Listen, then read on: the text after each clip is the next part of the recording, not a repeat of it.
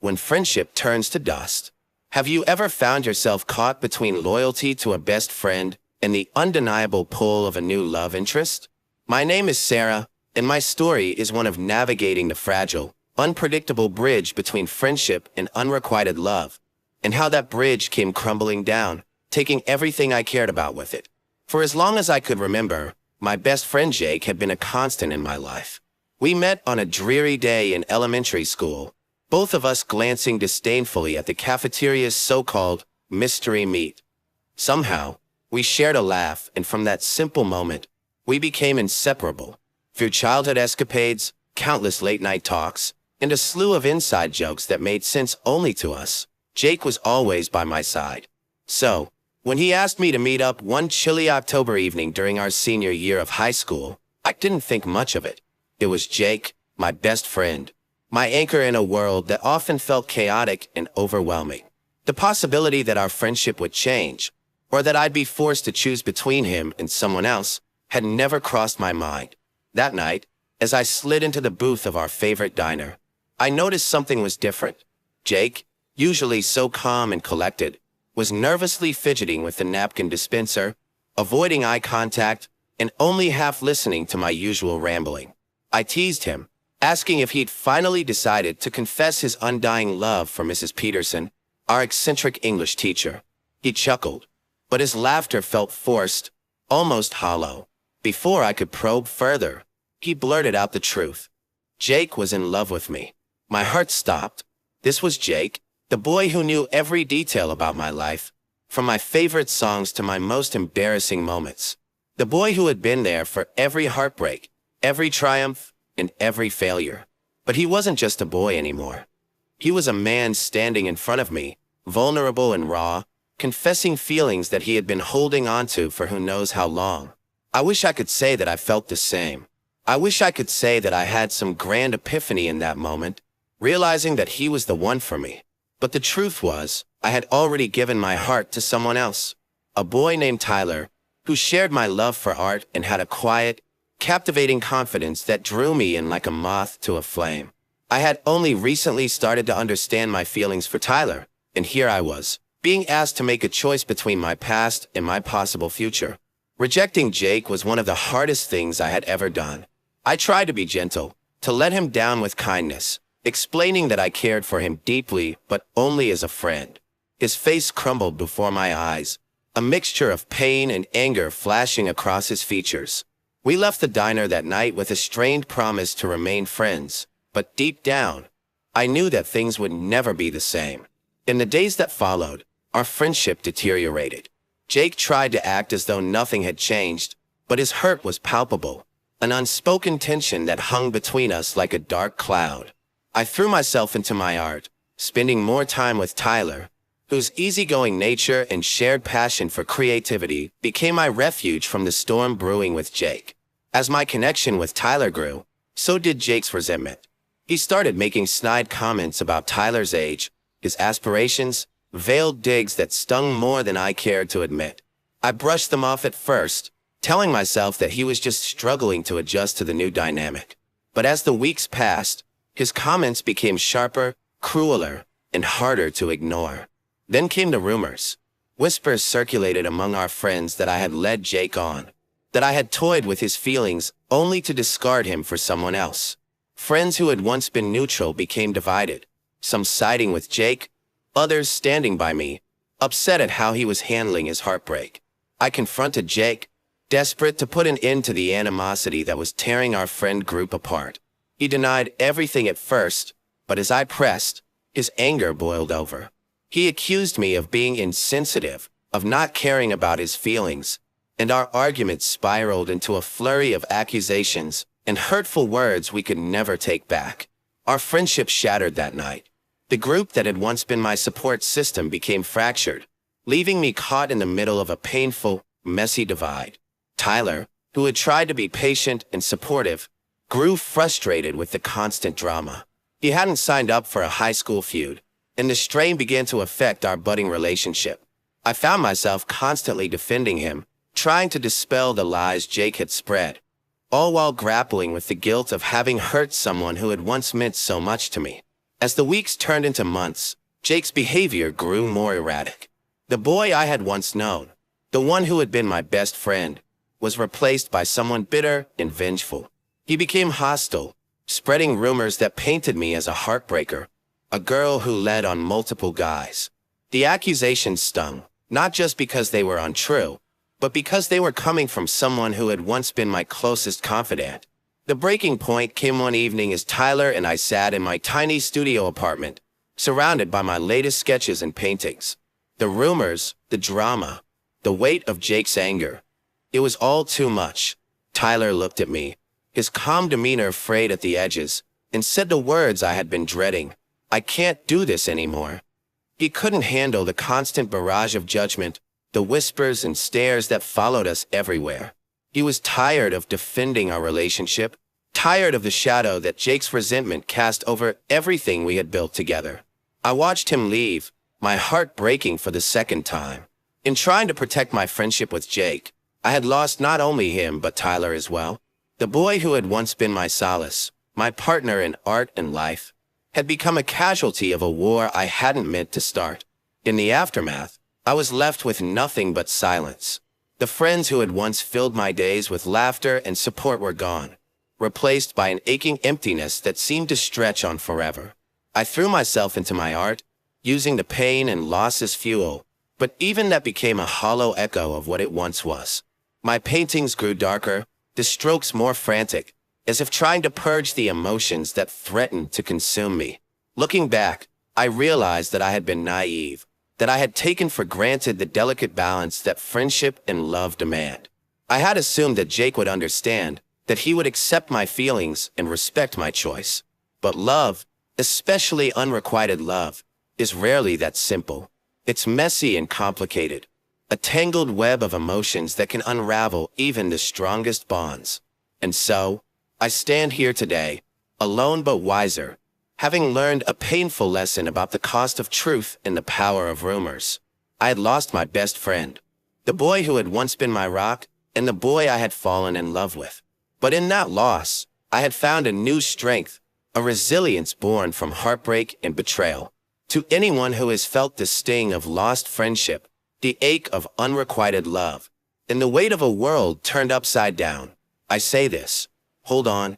It may feel like the end, like you've lost everything, but sometimes losing everything is the only way to find yourself.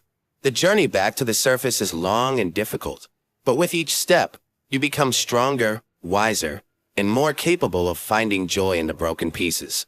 So here I am, reaching out to you, to anyone who has walked this path, hoping that my story might offer a glimmer of hope. Because even in the darkest of times, there is always light to be found, even if it's just a faint flicker on the horizon. A twist of truths in the price of friendship.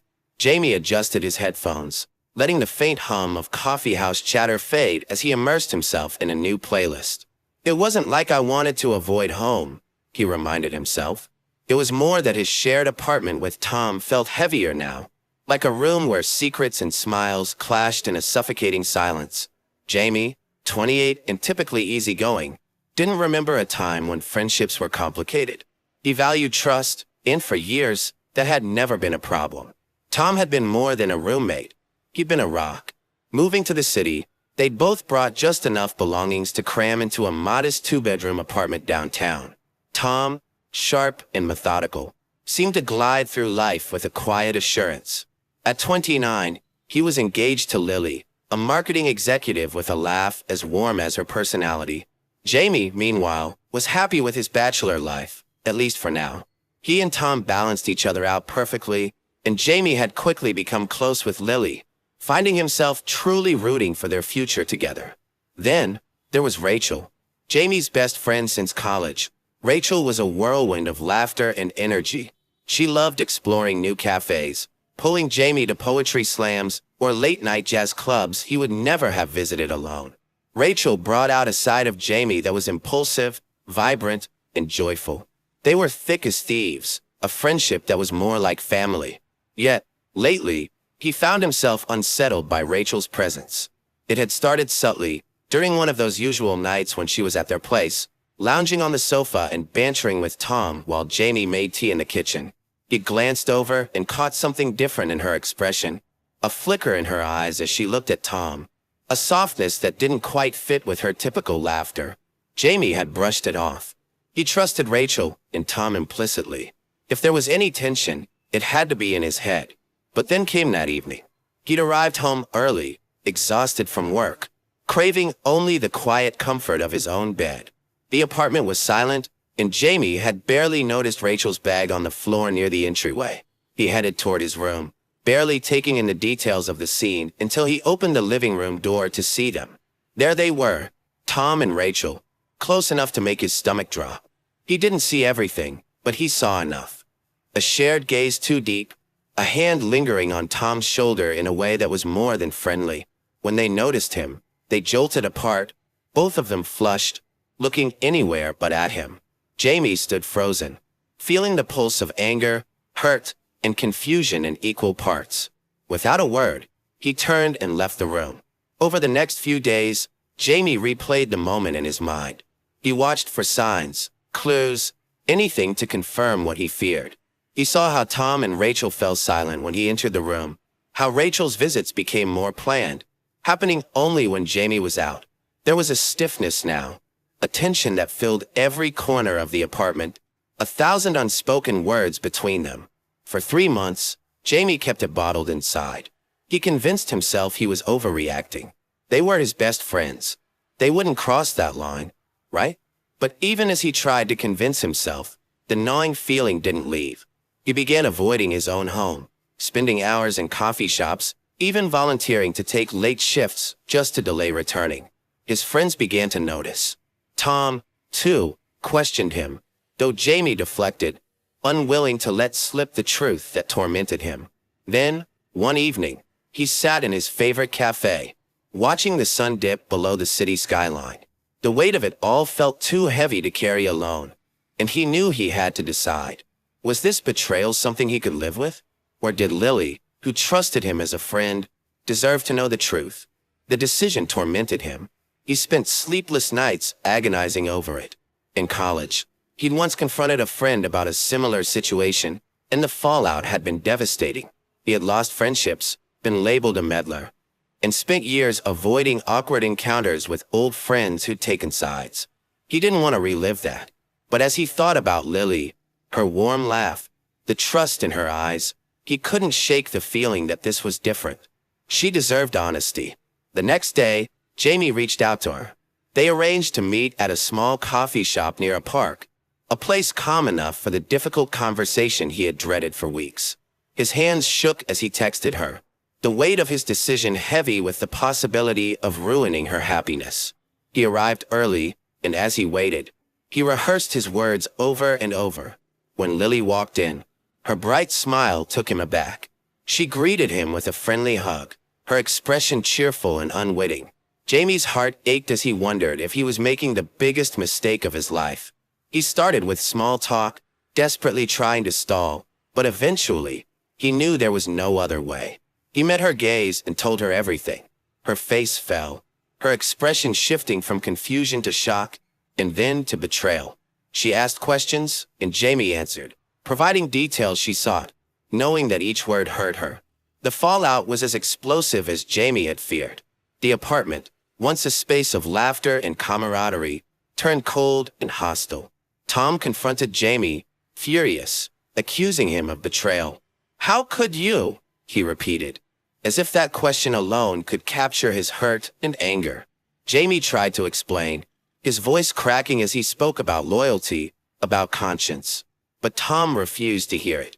He saw Jamie's actions as an ultimate betrayal, one that had shattered his carefully crafted future. Rachel was no less upset. She alternated between anger and sorrow, feeling that Jamie had backstabbed them both by not keeping their secret. Their friendship, once unbreakable, was now strained beyond repair. The few conversations they had were filled with tension, the silences heavy with unspoken words. And gradually, Rachel stopped coming over, her absence leaving an emptiness Jamie hadn't expected to feel. In the weeks that followed, Jamie felt the isolation seep into every aspect of his life. friends began to pull away, unsure of how to navigate the broken dynamics. He found himself on the outskirts of the social circles he had once belonged to, a spectator in his own life. He spent more time wandering the city, staying late at work, even sitting alone in parks just to avoid returning to the apartment that now felt more like a prison than a home. The worst part was the guilt. Night after night, he lay awake, replaying the conversation with Lily, questioning whether he had done the right thing. Had he destroyed friendships for the sake of his own conscience? The once clear lines of right and wrong became blurred, and Jamie found himself spiraling, unsure of where he stood. Finally, after weeks of living in this torment, Tom told Jamie he couldn't live with him anymore. Jamie didn't blame him. The search for a new place was swift. He just wanted out. Moving day was quiet, without a goodbye, just a silent acknowledgement of the end of a chapter he had once thought would last much longer. In the months that followed, Jamie found himself adjusting to a new life, one marked by solitude and introspection. He moved into a small, bright apartment that felt like a fresh start, a blank canvas where he could rebuild. With the absence of his old friends, he focused on himself, diving into hobbies he had neglected, joining a local soccer team, even picking up guitar lessons he'd long postponed. Through these activities, he met new people, friends who brought laughter and perspective back into his life. Then one day, by chance, he ran into Rachel. The initial awkwardness gave way to a tentative conversation, a small bridge to the past. They talked about life, avoiding the painful history between them, focusing instead on the future. Over time, they managed to rebuild a friendship, different but stronger, marked by maturity and mutual respect. As Jamie's life took a turn for the better, he met someone who would change his perspective on love and companionship. Her name was Maya, a fellow traveler with an adventurous spirit and a kindness that made Jamie feel whole again. They met during a group hiking trip, and their connection blossomed as they shared stories, laughed under starlit skies, and bonded over their mutual love for exploration. With Maya, Jamie found a love built on trust and honesty, a partnership that felt like home. Looking back, Jamie realized that the journey had shaped him in ways he hadn't anticipated. The price of honesty had been high, costing him friendships and heartache, but he saw it as a necessary path. His story, once marked by betrayal and pain, had transformed into one of growth, forgiveness, and new beginnings. Jamie understood that happiness wasn't about avoiding conflict but finding resilience, embracing the messy parts of life, and seeking joy on the other side of pain. Transformations and trials, a journey through love, loss, and recovery. In life, moments come and go, yet some leave indelible marks on our hearts, shaping our paths in unexpected ways. My story is one of love, struggle, and the quest for redemption. A tale that begins in a place of optimism and youth and traverses through the shadows of despair to find a glimmer of hope. I first met Sarah during a bright, sunlit summer filled with the promise of new beginnings. We were young and full of dreams, two souls entwined in the delicate dance of love. Our connection was instantaneous, sparked by late-night conversations that seemed to stretch endlessly. We shared everything, our hopes, our fears, and even our secrets, creating a bond that felt unbreakable. It was during these hours that we began to map out our future, a life filled with adventures, laughter, and an unwavering commitment to each other. Our relationship blossomed quickly, punctuated by spontaneous trips and explorations of our city. I remember one particularly magical evening when we found ourselves wandering through a hidden park, the air thick with the scent of blooming jasmine. Under a canopy of stars, we talked about our dreams and aspirations, each word binding us closer together. In that moment, I felt invincible, certain that nothing could ever come between us. One defining moment in our early relationship was our trip to the ancient Mayan ruins. It was a spur-of-the-moment decision, fueled by our shared sense of adventure and wanderlust. Surrounded by history, I felt the weight of time and the promise of eternity.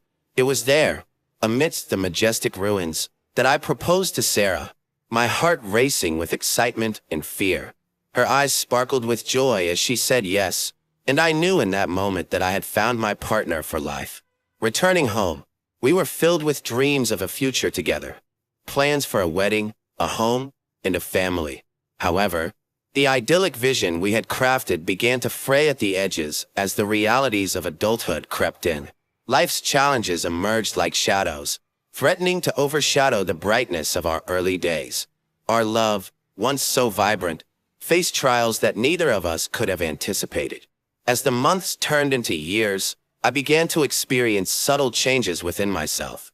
At first, it was just a feeling of unease, a nagging sensation that something was amiss.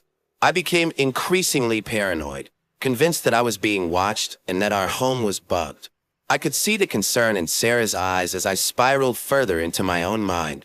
Unable to escape the fears that consumed me, I felt isolated, trapped in a prison of my own making, and my mental health began to deteriorate, casting long shadows over our lives. It was Sarah's unwavering patience that ultimately led me to the emergency room. Desperate for help, she convinced me to seek treatment, hoping that a professional could provide the clarity I so desperately needed. That day marked a turning point in our journey, a diagnosis that offered answers but also introduced a new set of challenges. I was diagnosed with bipolar disorder and schizoaffective disorder, labels that felt like a double-edged sword. On one hand, it was a relief to have a name for the chaos in my mind. On the other, it was terrifying to face the reality of my condition. Despite these difficulties, Sarah stood by me. Her compassion and support were a lifeline. But as time went on, I could feel myself slipping away. No matter how hard I tried, my behavior didn't stabilize. The essence of who I had been began to fade, replaced by someone unrecognizable. I started lying, turning to substance abuse as a means of escape, betraying the very foundation of trust we had built together. The day Sarah discovered my deceit was a nightmare unfolding in slow motion. I could see the anger and betrayal in her eyes as she confronted me, her disappointment a heavy weight in the room. Her silence spoke volumes, echoing with hurt and confusion, and I could do nothing but stand there, feeling like the biggest jerk on the planet, as she unleashed her pain. I felt each word pierce my soul. I was responsible for the heartache we were facing, and I could see the life we had built crumbling before my eyes. Days turned into weeks, and the rift between us only grew. Every attempt at reconciliation seemed to push us further apart, like ships passing in the night. I wanted to make things right, to prove to Sarah that I could change, but the trust we had shared had been shattered beyond repair. I found myself trapped in a cycle of guilt and remorse, haunted by memories of her tears and the devastation I had caused. Eventually, the strain became too much. The day Sarah told me she wanted a divorce was etched into my memory. It wasn't just the loss of a partnership. It was the crumbling of the dreams we had shared. I tried to maintain a connection with her family, especially her brother, who had been a source of support for us both. But even that connection faded over time, leaving me feeling more isolated than ever. The year that followed was one of deep reflection and struggle.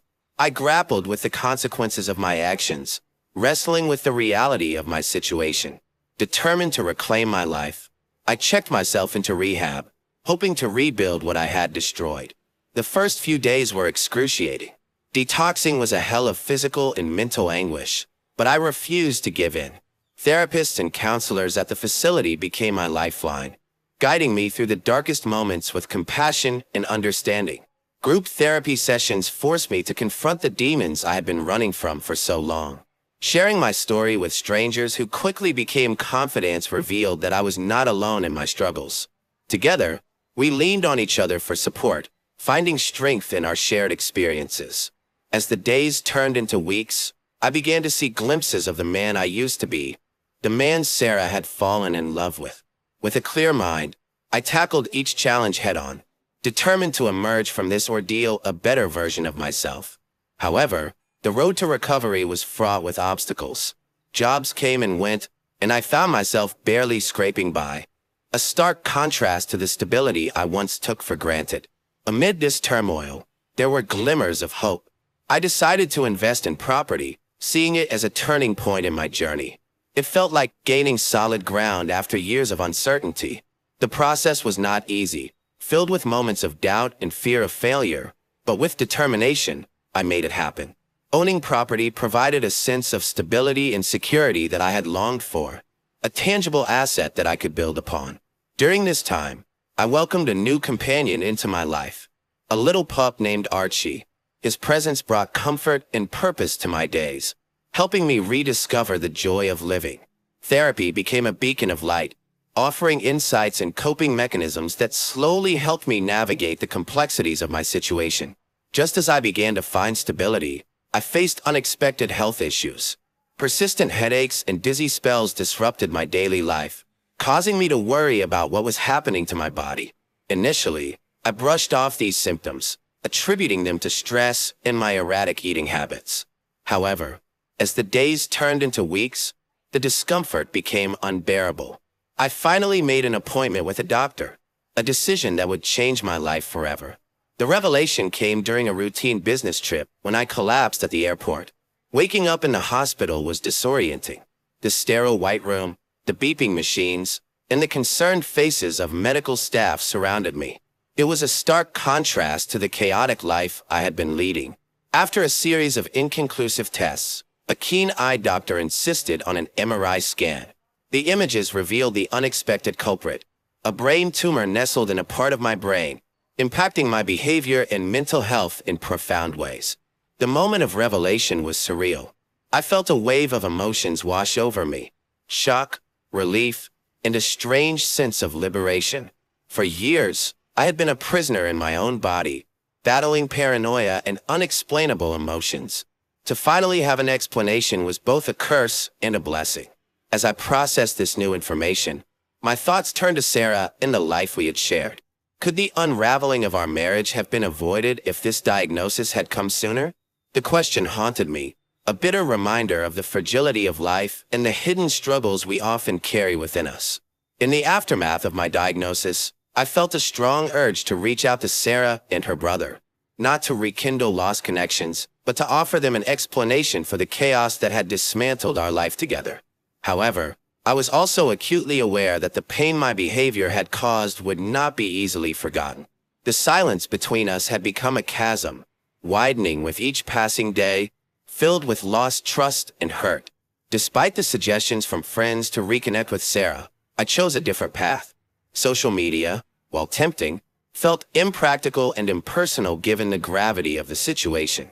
I pondered the potential impact of my reaching out. Would it truly be for her benefit, or would it be a selfish act driven by my own regrets? As I reflected on our past, I was filled with nostalgia and affection. Our relationship had been rich with shared experiences, from competitive board games to spontaneous adventures. Each moment was a testament to the depth of our connection, and while I missed her presence, I knew that moving forward was essential. My recent diagnosis provided a new perspective on my past actions and the future ahead. I understood that my journey must focus on personal growth and accountability. The upcoming surgery represented not only a step towards physical recovery, but also a metaphorical step towards healing and understanding. I had to come to terms with the fact that Sarah had moved on and found a new partner. Though difficult to accept, I learned to let go of the past and focus on my own healing. There were moments when jealousy and resentment threatened to consume me as I wondered why I wasn't enough for her. Yet I realized that dwelling on these thoughts would only drag me back into the darkness I fought so hard to escape. Instead, I chose to focus on the present, pouring my energy into recovery and finding stability in my life once again. With each passing day of sobriety, I regained a sense of clarity and strength I thought I had lost forever. I rediscovered hobbies and passions I had long neglected, finding joy in the simple pleasures of life. As I began to heal, I realized that my ex-wife's happiness no longer held power over me. I was learning to embrace my journey, to find beauty in the brokenness that had once defined me. In closing, I want to share this message with anyone who might be struggling. Life is a journey filled with twists and turns, but healing is always possible. I have faced my demons and emerged stronger, and while the path ahead may be uncertain, I am ready to face it with hope and determination. So to Sarah, if you ever happen to read this, I want you to know that I'm okay. I have found peace within myself, and I hold no ill will towards you or your new partner. I hope you are truly happy, because that is all I ever wanted for you. I never said it before, but I want you to know that I love you. I always have, and I always will. Our paths may have diverged, but the memories we shared will forever hold a cherished place in my heart.